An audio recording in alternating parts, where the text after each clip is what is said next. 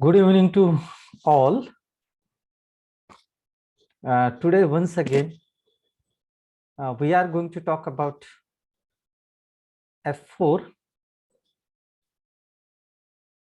Proficiency in English, Part 1, and Unit number 2, Phonics and Phonemic Awareness in English Language.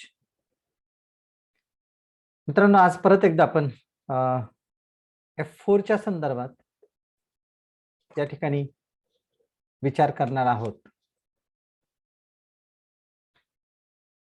तुम्हा सगळ्यांना माहिती असेल की आता 23 मे पासून जी परीक्षा होणार आहे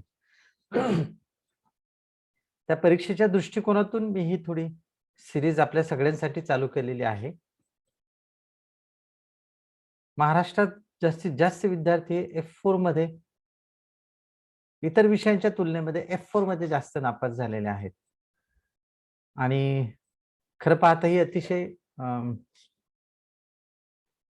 वाईट गोष्ट म्हणा किंवा चुकीची गोष्ट म्हणा, आपला विद्यार्थी कमी पडतोय कुठे आणि ऍक्च्युली परीक्षेमध्ये प्रश्न कसे येतात या संदर्भात मी प्रश्नपत्रिकेचा अनेक वेळा अभ्यास केलेला आहे. सॉरी. आणि माझ्या एक अशा लक्षात आलेलं आहे की प्रश्न हे ठराविक पद्धतीचे विचारले जातात. कधी कधी प्रश्नांची भाषा बदलली जाते, परंतु उत्तर मात्र हे सारखंच असतं. गुगली प्रश्न जर तुमच्या लक्षात आले तर मला वाटतं पेपरमध्ये उत्तर लिहायला सोपं जाईल तुम्हाला. हा उद्देश डोळ्यासमोर ठेवूनच पहिल्या प्रकरणावरती आधारित जवळजवळ 5 व्हिडिओ मी तुम्हाला पाठवलेले आहेत. नेचर ऑफ इंग्लिश लँग्वेज वरती अतिशय बारकाईने ते सगळे व्हिडिओ पहा.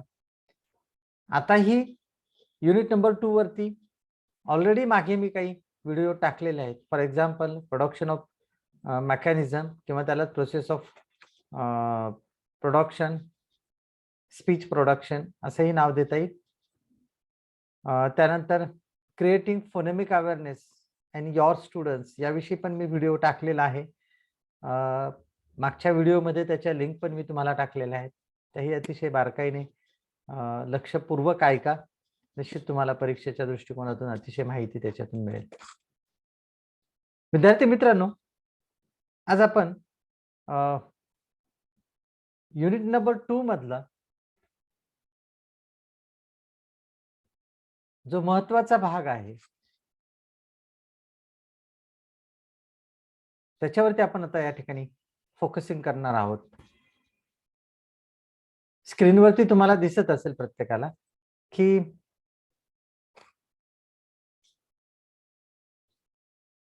इथे युनिट नंबर 2 चे स्कोप किंवा सब युनिट्स दिलेले आहेत. त्याच्यामध्ये स्पीच मेकॅनिझम आहे, फोनिक्स अँड फोनेमिक अवेअरनेस आहे, साऊंड्स, प्रोनाउन्सिएशन्स अँड स्ट्रेस, आणि शेवटचा आहे तो म्हणजे इंटोनेशन वरती आहे. ओके, हे 4 महत्वाचे सब युनिट्स आहेत युनिट नंबर 2 मध्ये.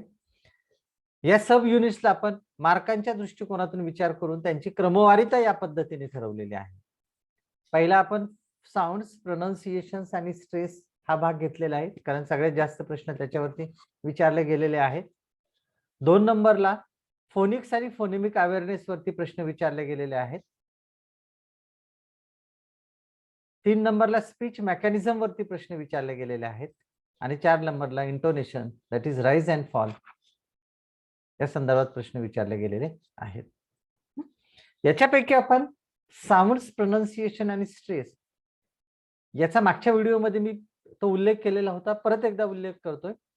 आतापर्यंत पहिल्या घटकावरती आधारित साऊंड्स आणि स्ट्रेस याच्यावरतीच प्रश्न विचारले गेलेले आहेत. प्रोनाउन्सिएशन्स वरती काही प्रश्न जास्त विचारले गेलेले नाहीयेत. आणि त्या दोन्ही साऊंड्स आणि स्ट्रेस वरती माझे व्हिडिओ ऑलरेडी अपलोड आहेत. फोनिक आणि फोनेमिक अवेअरनेस वरती एकच प्रश्न विचारला गेलेला आहे की how you can create phonemic awareness in your students. तोही प्रश्नाच्या संदर्भात एक व्हिडिओ मी तुमच्या समोर दिलेला आहे.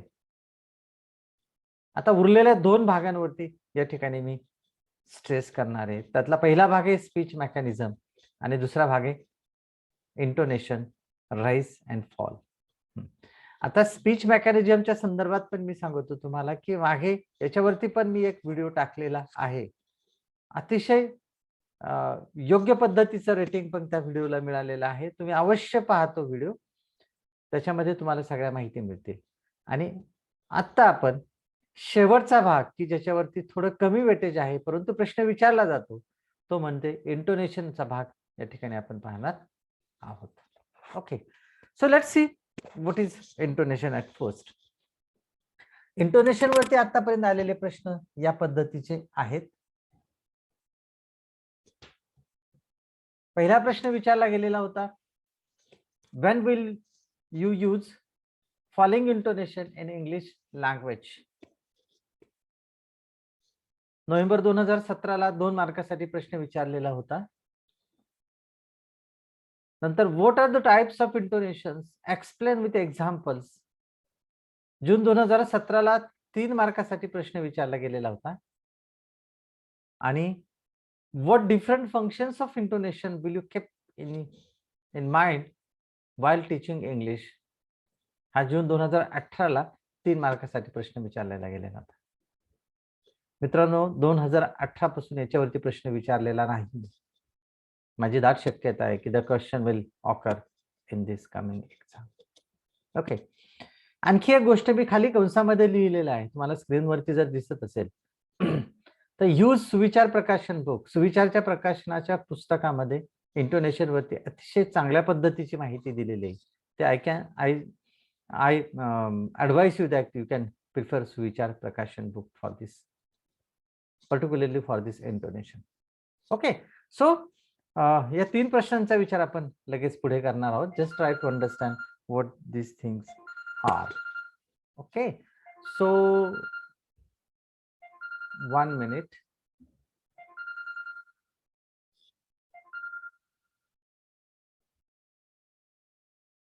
सॉरी,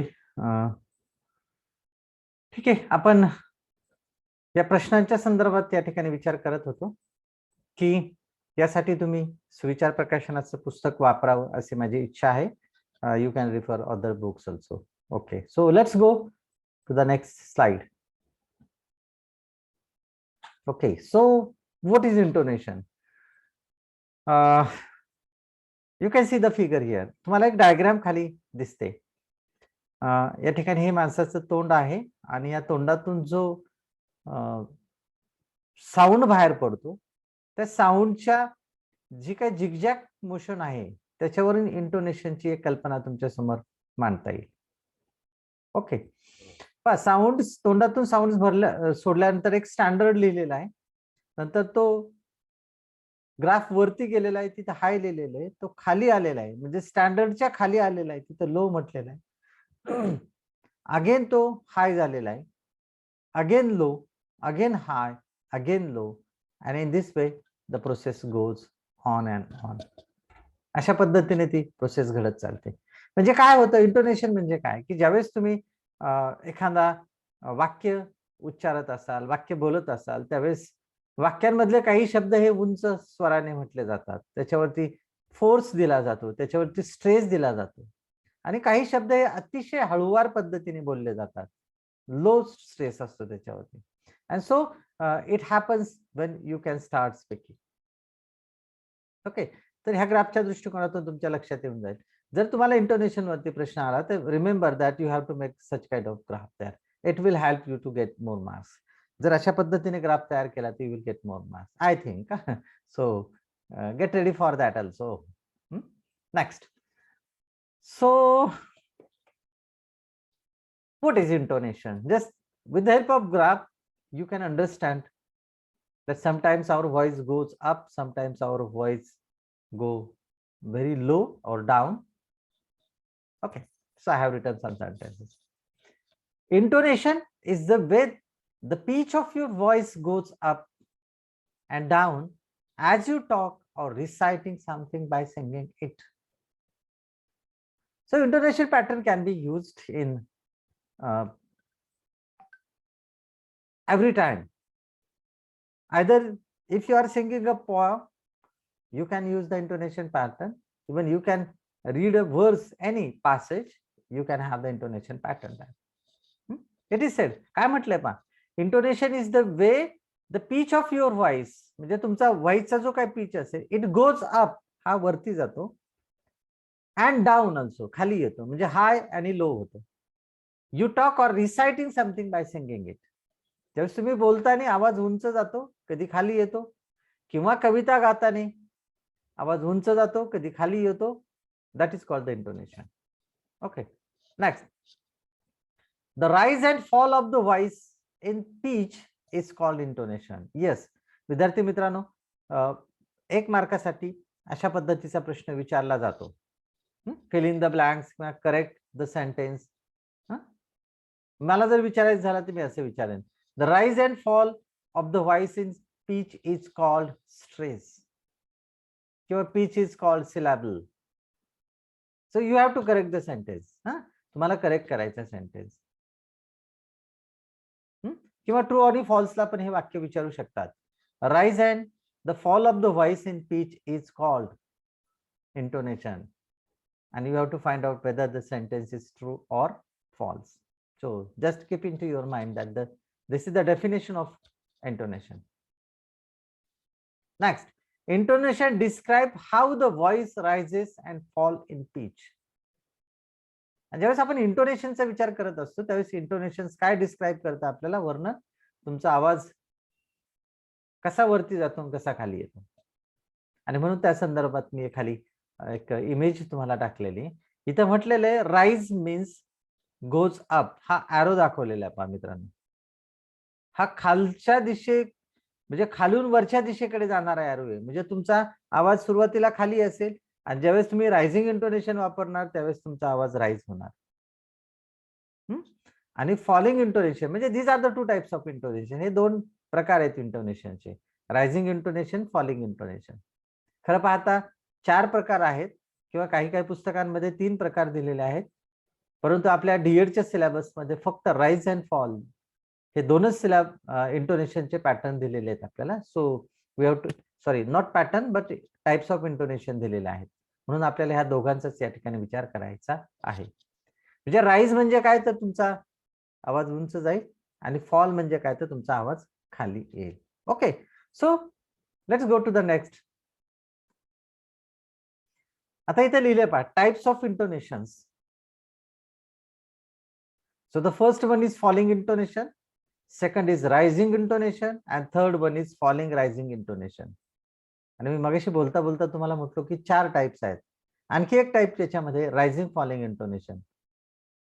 मी जरी इथे 3च लिहिले असेल तर परीक्षेला फक्त फॉलिंग इंटोनेशन आणि रायझिंग इंटोनेशन आपल्या सिलेबसच्या बुकमध्ये दिलेलं आहे. So that's why you have to study only falling intonation and rising intonation. Okay, so this is the figure. Let's go to the next. Yes, so the first type of intonation, हा आणखी एक महत्वाचा, falling tone पण म्हटलं जातं कधी, rising tone पण म्हटलं जातं. त्याच्यामुळे परीक्षेमध्ये जर प्रश्न आला व्हॉट इज फॉलिंग टोन, तर फॉलिंग टोन म्हणजेच फॉलिंग इंटोनेशन, आणि फॉलिंग इंटोनेशन म्हणजेच फॉलिंग टोन. रायझिंग टोन म्हणजेच रायझिंग इंटोनेशन, किंवा रायझिंग इंटोनेशन म्हणजेच rising tone. Try to understand all this concept. Okay, so let's see what is falling intonation. Falling intonation म्हणजे काय आपण पाहूया. हे सगळे मुद्दे तुमच्या जवळ राहू द्या, because that is very useful for you. So falling इंटोनेशनची व्याख्या काय. Falling intonation describe how the voice falls on the final stress syllable of a phrase or a group of words. समजून घ्या. तुम्हाला मगाशी मी सांगितलं की त्या फिगर ऑफ स्पीच, सॉरी ते डायग्राम दाखवली होती त्याच्यामध्ये, की माणसाच्या तोंडातून शब्द पडतो त्यावेळेस तो हाय जातो, आणि ज्यावेळेस खाली होतो त्याला लो म्हणतात. म्हणजे ज्यावेळेस तुमचा व्हॉइस खाली पडतो किंवा अतिशय हळूवार आवाजात तुम्ही एखादा शब्द उच्चारतात त्यावेळेस that is called the falling intonation. इथं म्हटलंय ते describe the voice falls on the final stress syllable. हे पहा इंटोनेशन पॅटर्न, मग तो फॉलिंग असू द्या किंवा रायझिंग असू द्या, इंटोनेशन पॅटर्न हा नेहमी वाक्याच्या शेवटच्या शब्दांवरती असतो, शेवटच्या शब्दावरती असतो, किंवा शेवटच्या फ्रेज किंवा ग्रुप ऑफ वर्ड्स वरती असतो. प्रत्येकाने लक्षातच ठेवायचं, whenever there is intonation pattern, intonation is always at the end of word or a phrase or a group of word. It never start at the beginning. Intonation हा कधी वाक्याच्या सुरुवातीला दिला जात नाही मित्रांनो, कधी सुरुवातीला दिला जात नाही आणि मध्ये पण दिला जात नाही, तो शेवटीच असतो. ओके, म्हणून वाक्य इथे लिहिले स्ट्रेस सिलेबल और अ फ्रेज और a group of words. It consists of a fall in the voice from a high pitch to very low one. High pitch to very low one. आता high pitch to very low one म्हणजे काय?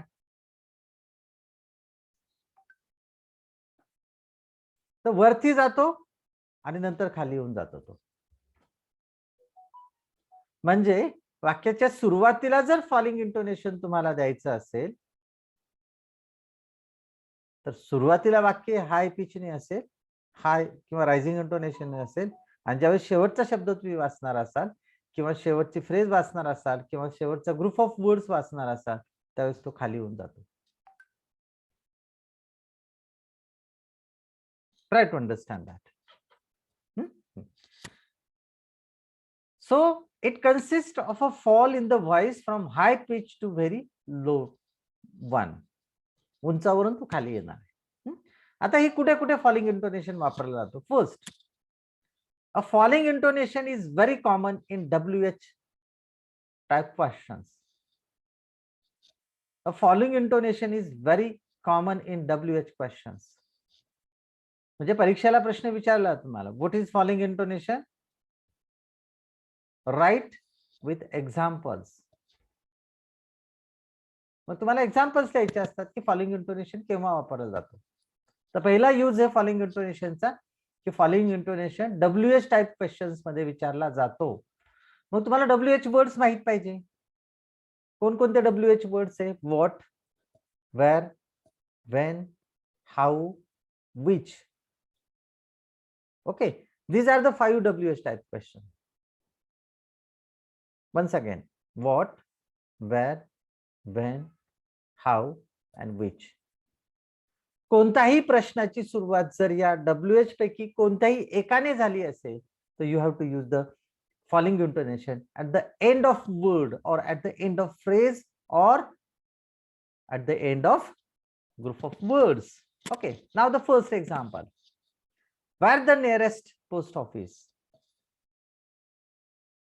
The question starts with WH.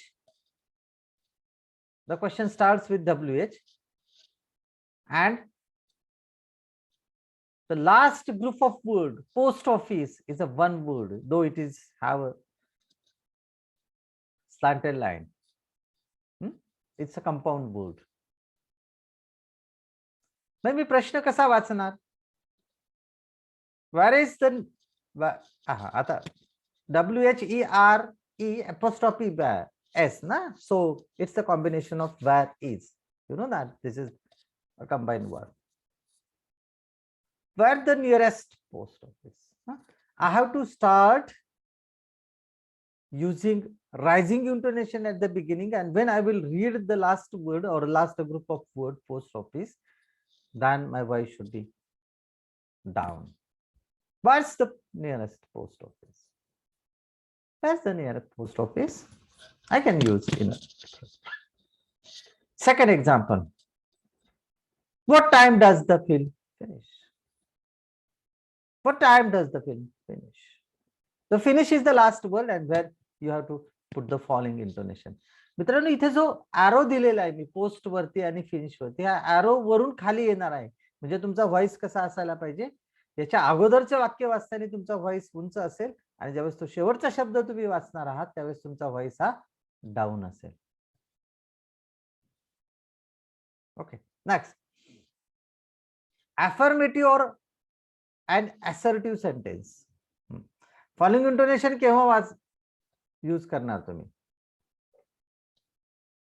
ज्यावेळेस ते वाक्य affirmative असेल और as in assertive sentence असेल तर त्यावेळेस तुम्हाला वाक्यामध्ये शेवटच्या शब्दांवरती फॉलोइंग इंटोनेशन वापरायचं असतं.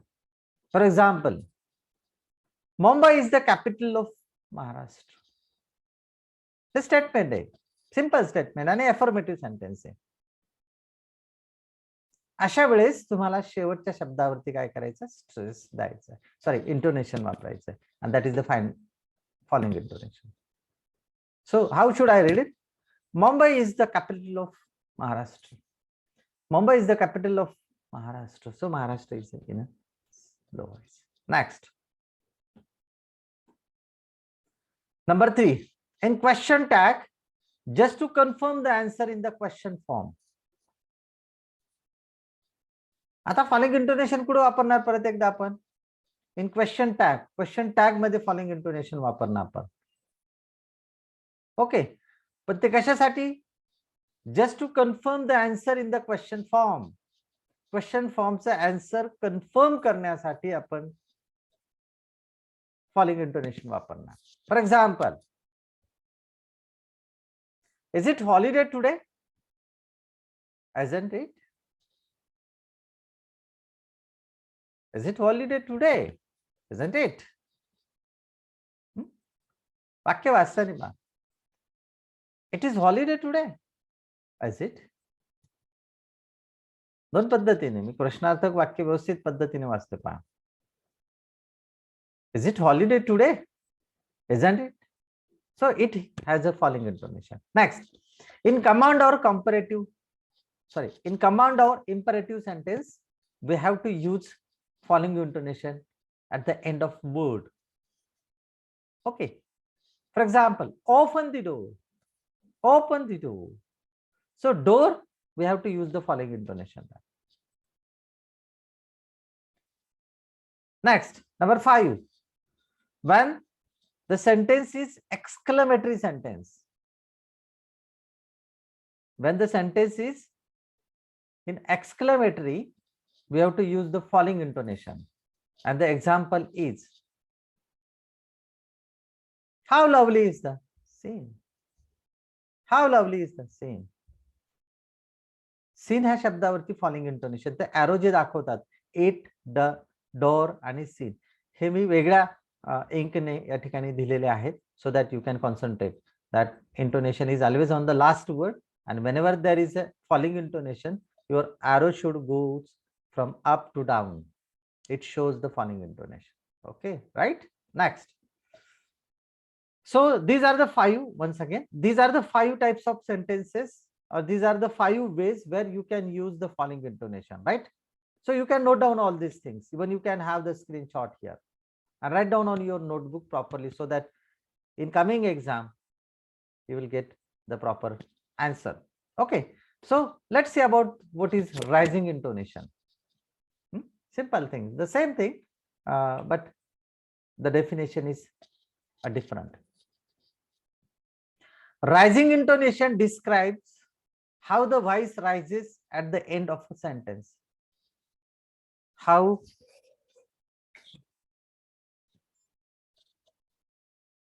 rising intonation describes how the voice rises at the end of sentence. Falling intonation ला होता की falling intonation describes how the voice falls at the end of sentence, right? त्याची टोटली अपोजिट व्याख्या या ठिकाणी rising इंटोनेशनची आहे. Rising intonation describes how the voice rises at the end of, म्हणजे शेवटच्या शब्दावरती आवाज हा उंच असायला पाहिजे. Your voice should be high. That is called the rising intonation. Okay. Next, number 2. A rising intonation describes when our pitch rises from the stress level of the last content word of the sentence. तेच वरच्या वाक्यात सांगितलं होतं. Rising intonation describe काय करतं, वर्णन काय करतं, की तुमचा पिच जो असेल तो हाय कसा जातो त्या स्ट्रेस सिलॅबल वरती of the last content word, शेवटचा शब्द ऑफ द सेंटेन्स. मी तुम्हाला मगाशी सांगितलं मित्रांनो, फॉलिंग इंटोनेशन आणि रायझिंग इंटोनेशन ज्या ज्या वेळेस वाक्यामध्ये वापरला त्या वेळेस इंटोनेशन हे नेहमी शेवटच्या शब्दावरती, वाक्याच्या शेवटच्या शब्दावरती किंवा ग्रुप ऑफ वर्ड्स वरती असेल किंवा फ्रेज वरती असेल. हे सगळ्यांनी लक्षात ठेवा. म्हणजे जर तो ग्रुप ऑफ वर्ड असेल तर शेवटच्या ग्रुप ऑफ वर्ड्स वरती असेल, शेवटचा एकच शब्द असेल, सेपरेट शब्द असेल तर सेपरेट शब्दावरती असेल, आणि जर ती फ्रेज असेल तर त्या पूर्णपणे फ्रेजवरती असेल. ओके. हा, म्हणून आता इथे काय म्हटलंय की शेवटचा वर्ड किंवा शेवटच्या शब्दावरती तो असेल. Number 3, it consist of a rise in the voice from a fall pitch to the very high one. इथे कसं असेल, हाय वरला जाईल, फ्रॉम फॉल आवाज खालून कुठे जाणार आहे, वरती जाणार आहे, आवाज खालून वरती जाणार आहे तो. So that's why it's very important for you. हा तुम्हाला माहिती असायला पाहिजे की खालून मगाशी जी फिगर ऑफ स्पीचची मी आकृती ती डायग्राम दाखवली होती, त्या डायग्राम मध्ये तुम्हाला प्रत्येकाला माहिती असेल की ज्यावेळेस हा आवाज हा स्टँडर्डच्या खाली असतो त्यावेळेस तो फॉलिंग इंटोनेशन असतं, आणि स्टँडर्डच्या वरती असतो त्यावेळेस तो काय असतो, राईज असतो. मग शेवटचं वाक्य ते, it consist of a rise in the voice from fall to high, खालच्यावरून वरती आवाज तो जाणार आहे. Okay, next. So uses of rising intonation. Rising intonation किंवा रायझिंग टोन हा कुठे कुठे वापरला जातो? Only 3 exceptions are there. Okay. 1, yes no type question. ज्यावेळेस एस्नो टाइप क्वेश्चन्स असेल, म्हणजे इथे पण प्रश्न आहे, पण हा प्रश्न कोणता, एस्नो टाइप, की ज्याचं उत्तर येस किंवा नो असेल, असे प्रश्न ज्यावेळेस विचारले जातात त्यावेळेस you have to use the rising intonation at the end of word, phrase or group of word. Sorry. For example, do like tea. Do like tea, मी कसं म्हणतो पा, डू लाईक टी. मी टीचा ज्यावेळेस उच्चार करतो त्यावेळेस विचार हा डू यू लाईक पेक्षा उंच असणार आहे, आणि त्या टी वरती मी ॲरो वरच्या दिशेने खालून वरच्या जाणाऱ्या दिशेने टाकलेला आहे. याचा अर्थ that is rising intonation. The second, the sentence expressing a question. एखादं वाक्य असतं परंतु तो एक्सप्रेशन क्वेश्चन सारखा करत असतो, त्यावेळेस त्या वाक्यामध्ये काय करतात, शेवटच्या शब्दावरती रायझिंग इंटोनेशन. बरं ना, यू वेंट टू मुंबई. मी ज्यावेळेस असं वाक्य वाचतो पहा, यू वेंट टू मुंबई, मुंबईवरती जोर देतो, याचा अर्थ प्रश्नचिन्ह द्यावं लागेल मला, because I am giving the stress on the last word and it is the rising intonation.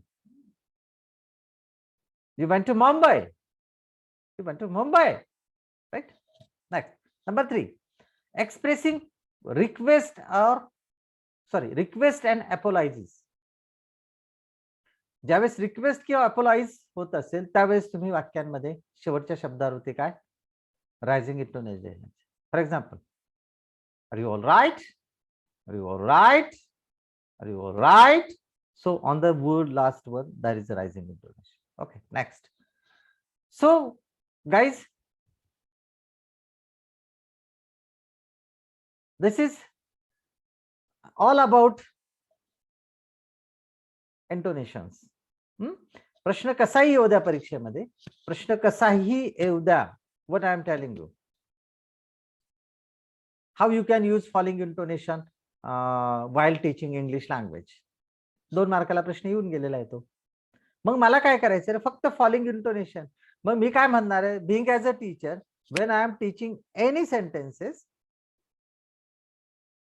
I can use the falling intonation and the sentences are given below. मग कोणकोणते वाक्य असेल फॉलिंग इंटोनेशनला? WH टाइप क्वेश्चन आला की मी falling intonation वापरेल, बरोबर ना. हे सगळे जे काही 5 प्रकार मी दिलेले आहेत तुम्हाला, त्या 5ही प्रकारांमध्ये मी काय करणार आहे, फॉलिंग इंटोनेशन वापरणार आहे. दुसरा प्रश्न आला, what is intonation, write the types of intonation. तर इंटोनेशनची व्याख्या लिहायची आणि तुम्हाला rising intonation, when rising intonation can be used, what are those sentences. Again you have to write when the following intonation can be use, you have to write the sentences with examples. मी परत एकदा सांगतो मित्रांनो, प्रत्येक जर याच्यावरती प्रश्न आला तर फॉलोइंग इंटोनेशन कोणकोणत्या वाक्यांमध्ये वापरला जातो त्याचे वाक्य लिहा, त्याचे एक्झाम्पल लिहा. For example WH type question मध्ये फॉलोइंग इंटोनेशन वापरला जातो.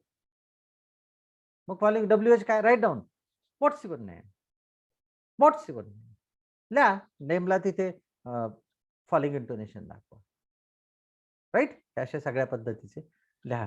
मला वाटतं हा जर सगळा भाग तुम्ही व्यवस्थित करून ठेवलात, I don't think that will be any problem while writing the question. आता फक्त दुसऱ्या प्रकरणावरती आधारित एक व्हिडिओ बाकी आहे. तो पण मी आज रात्री किंवा उद्या सकाळपर्यंत अपलोड करणार आहे. डबिंग झालेलं आहे त्या व्हिडिओचं पण. फक्त अपलोड करायला मी थोडा वेळ देतो सो दॅट मागचे काही व्हिडिओज राहून जायला नको तुमच्याकडून. परंतु मित्रांनो, एवढ्या दिवसांमध्ये 1 तारखेनंतर जे काही व्हिडिओ येतात ते अतिशय परीक्षेच्या दृष्टिकोनातून उपयोगी आहे सेकंड इयरच्या मुलांना. मी असं सांगेल फक्त सेकंड इयरच्याच मुलांना नाही तर फर्स्ट इयरच्या मुलांनी पण अभ्यासाला सुरुवात करा. तुम्हाला अशाच पद्धतीच्या प्रश्नांना तोंड द्यावं लागणार आहे. So thank you once again. All the best for you. आणि मला वाटतं ह्या प्रश्नाच्या उत्तरांमध्ये कोणालाही शंका असणार नाही. जर तुम्हाला काही प्रश्न असेल तर you directly call to me. माझा नंबर तुम्हाला तिथे माहिती आहे किंवा कमेंट बॉक्समध्ये तुम्ही कमेंट करू शकता. मित्रांना, मैत्रिणींना, नातेवाईकांना जे विद्यार्थी डीएड साठी बसलेले आहेत त्यांचा विषय गेलेला राहिलेला आहे आणि जे आता फर्स्ट इयरला आहे त्या सर्वांसाठी ही लिंक पाठवा. सर्वांना लाईक करायला लावा, सबस्क्राईब करायला लावा channel. Thank you. All the best.